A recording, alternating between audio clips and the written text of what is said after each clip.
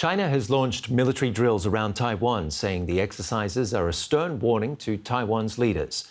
The military's joint air and sea deployments are seen as a response to Taiwanese Vice President William Lai's latest visit to the United States. Taipei has condemned the drills, saying it has the ability to ensure its national security. China claims self-governed Taiwan as part of its territory and says it has no right to conduct foreign relations. Our correspondent in Taipei, James Chater, is following the developments. James, what more can you tell us about these drills? Well, this has all developed fairly quickly over the course of the day here in Taiwan. So I'll just run through some of the specifics first of all. So we know that Chinese drills are taking place around the north and southwest of Taiwan's mainland. Taiwan's defense ministry says 42 aircraft and 8 ships have been operating so far.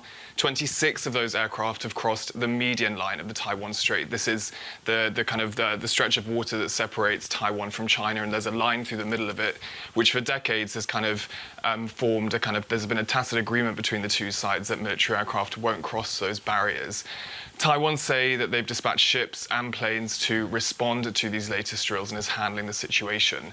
Of course, now China says this is a serious warning to what they call the separatist forces, and as you mentioned, it follows this trip of William Lai to stopovers in New York and San Francisco. China's used military exercises before to send a clear message to its perceived foes, like after Nancy Pelosi's visit to Taiwan last year. How does this compare? Well, the key missing bit of information right now is how long these drills are going to last for. So when the current Taiwanese president, transited through Los Angeles and met with the US House Speaker Kevin McCarthy earlier this year, we saw 4 days of Chinese military exercises around Taiwan.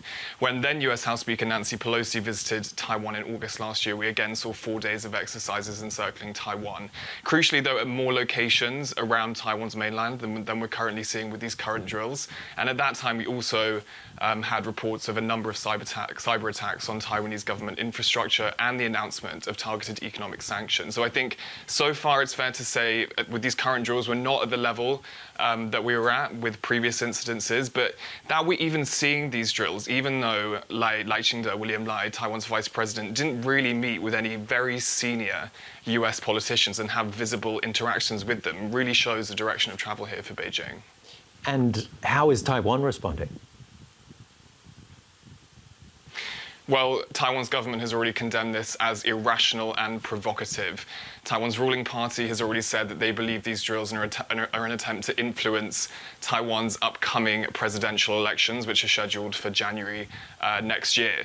They say that they believe these Chinese drills are an attempt to make Taiwanese people fear war, in their words, and in a sense push them away from this ruling party in Taiwan that Beijing refuses to communicate with. In terms of how the public responds to this, I mean, there is a bit of a cognitive dissonance just because Taiwanese people are really used to these types of drills now. So, on the way to the studio here today, walking through Taipei, you wouldn't really know that these types of drills were going on. But on the election, this is a really crucial one because I think there was some doubt in Taiwan that China would take this type of action. And that's because the received wisdom is that, the more that China intimidates Taiwan like this, the more that Taiwanese voters are pushed to the ruling party, the DPP, which Beijing refuses to communicate with, views as separatists. Taiwan's foreign minister, in response to these latest drills, in responding to this question of how this could potentially influence the election, said China should hold its own elections. I'm sure its people would be thrilled. So what we're seeing playing out here is really significant. I think it shows that China believes they've set a precedent with previous drills of this nature, and that they're going to meet the precedent they've set when it comes to these interactions between the US and Taiwan now. James Chater in Taipei, thank you.